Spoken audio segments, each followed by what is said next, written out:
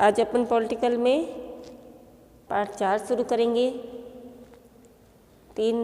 Chapter 3 तक तो अपन ने स्कूल में कर लिया था, लेकिन अब कोरोना की वजह से स्कूल आ नहीं सकते हैं, तो अपन ऑनलाइन वीडियो के माध्यम से अपनी पढ़ाई पूरी करेंगे।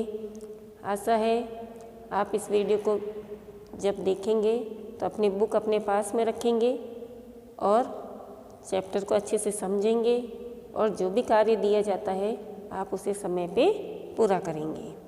तो शुरू करते हैं पार्ट 4 संस्थाओं का कामकाज। अब संस्थाएं क्या है और ये क्या क्या कार्य करती है, इसके बारे में हम ये पार्ट पढ़ेंगे कि संस्थाएं किस तरह कार्य करती है, संस्थाएं क्या होती है, यही सारा इस चैप्टर में हम पढ़ेंगे। आप भी अपनी बुक खोलेंगे और साथ में पढ़ते रहेंगे और वीडियो देखते रहेंगे। लोकतंत्र का मतलब लोगों द्वारा अपने शासकों का चुनाव करना भर नहीं है। अब लोकतंत्र का मतलब ऐसा ही नहीं है कि जिस देश में जनता का शासन हो, जनता द्वारा चुनाव किया, जनता अपने प्रतिनिधि का चुनाव करती है। चुनाव करने के साथ साथ कई ऐसी संस्थाएं भी होती है लोकतांत्रिक देश में, या लोकतंत्र की पूरी व्यवस्था को बनाए रखने के लिए या सरकार को अपना कार्य करने के लिए अलग अलग संस्थाओं की आवश्यकता भी होती है। तो लोकतंत्र का मतलब लोगों द्वारा अपने शासकों का चुनाव करना ही नहीं है। लोकतांत्रिक व्यवस्था में शासकों को कुछ कायदे कानूनों को भी मानना पड़ता है और लोकतांत्रिक व्यवस्था में जो सरकार होती है, जो शासक होते हैं, उन्हें कुछ नियमों का पालन भी करना होता है। उन्हें भी संस्थाओं के साथ और संस्थाओं के भीतर ही रहकर काम करना होता है और अलग अलग कार्य करने के लिए अलग अलग संस्थाएं बनाई होती है, अलग अलग विभाग बने हुए होते हैं और उसमें बहुत सारे लोग मिलकर अलग अलग कार्य करते हैं। तो लोकतांत्रिक व्यवस्था में जो सरकार होती है या जो शासक होते हैं, उन्हें संस्थाओं में रहकर उन नियमों का पालन करना पड़ता है और कार्य करना पड़ता है। यह अध्याय लोकतंत्र में संस्थाओं के कामकाज से संबंधित है और इस पाठ में हम लोकतंत्र में कौन कौन सी ऐसी संस्थाएं हैं जो देश का शासन चलाने का काम करती है, इसके बारे में हम पढ़ेंगे। क्या काम करती है, कैसे करती है, कौन करता है, तो ये सारा इस चैप्टर में हम पढ़ेंगे। हम इसमें समझने का प्रयास करेंगे कि हमारे देश में किस तरह महत्वपूर्ण फैसले करके उन्हें लागू किया जाता है और इस चैप्टर में हम ये भी पढ़ेंगे कि जो हमारे देश से संबंधित जो भी महत्वपूर्ण फैसले हैं वो किस तरह पूरे किए जाते हैं, उन्हें किस तरह लागू किया जाता है। हम यह भी देखेंगे कि इन फैसलों से संबंधित विवादों को किस तरह सुलझाया जाता है और कुछ ऐसे विवादास्पद फैसले भी होते हैं तो उन्हें कैसे सुलझाया जाता है।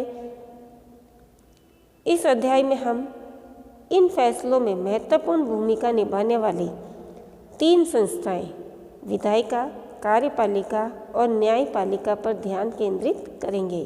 तो इस चैप्टर में बच्चों कि ये संस्थाएं कैसे काम करती है, हमारे देश के लिए किस तरह ये महत्वपूर्ण फैसले लेती है, उन्हें लागू करती है और विवादों से संबंधित फैसले भी ये किस तरह पूरे करती है, तो किस तरह सुलझाती है। तो इन सब समस्याओं को या इन सभी फैसलों को पूरा करने के लिए अलग अलग संस्थाएं बनाई गई है जो इसमें सबसे महत्वपूर्ण भूमिका निभाती है विधायिका, कार्यपालिका और न्यायपालिका। ये 3 संस्थाएं हैं जो हमारे देश की शासन व्यवस्था या लोकतांत्रिक व्यवस्था को सही ढंग से चलाने का कार्य करती है। अब विधायिका का क्या काम है, हमारे देश के लिए कानून बनाना। ठीक है, ये कुछ नियम और कानून बनाती है।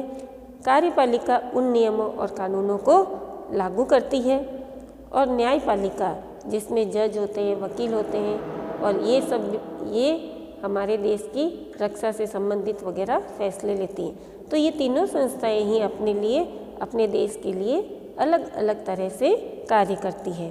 तो इनके बारे में हम आगे पूरा डिटेल से पढ़ेंगे। आप पहले की कक्षाओं में इन संस्थाओं के बारे में कुछ जानकारी हासिल कर चुके होंगे।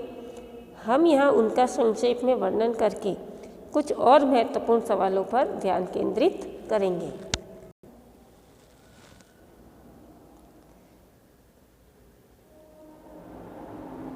हर संस्था के संबंध में हम यह प्रश्न करेंगे कि यह संस्था किस तरह कार्य करती है।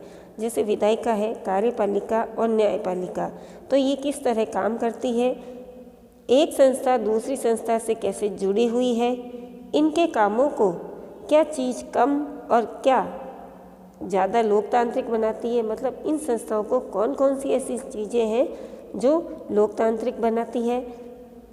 इस अध्याय का मुख्य उद्देश्य यह समझना है कि किस तरह ये संस्थाएं मिलकर, तीनों ही आपस में मिलकर सरकार का कार्य करती है। कई बार हम इनकी तुलना दूसरी लोकतांत्रिक व्यवस्थाओं की इसी तरह की संस्थाओं से करते हैं। इस अध्याय में हम राष्ट्रीय स्तर की सरकार के कामकाज के उदाहरण देंगे। राष्ट्रीय स्तर पर भारत की सरकार को केंद्र या संघ की सरकार भी कहा जाता है। इस अध्याय को पढ़ते हुए आप अपने प्रदेश की सरकार के कामकाज के उदाहरणों पर भी नज़र रख सकते हैं। तो बच्चों, इस पाठ में हम यही पढ़ेंगे कि हमारे देश का शासन चलाने के लिए कौन कौन सी महत्वपूर्ण संस्थाएं हैं। तो 3 महत्वपूर्ण संस्थाएं हैं, विधायिका, कार्यपालिका और न्यायपालिका। ठीक है, और ये तीनों संस्थाएं ही एक दूसरे के साथ जुड़ी हुई है और ये तीनों ही आपस में मिलकर कार्य करती हैं। विधायिका कानून बनाने का कार्य करती है, कार्यपालिका में उन कानूनों को लागू किया जाता है। लोकसभा, राज्यसभा में वो कानून पेश होते हैं, उस पर विचार विमर्श होता है और उन कानूनों को लागू किया जाता है। और न्यायपालिका जो इन दोनों से ही अलग है, वो हर देश की रक्षा से संबंधित महत्वपूर्ण फैसले लेती है।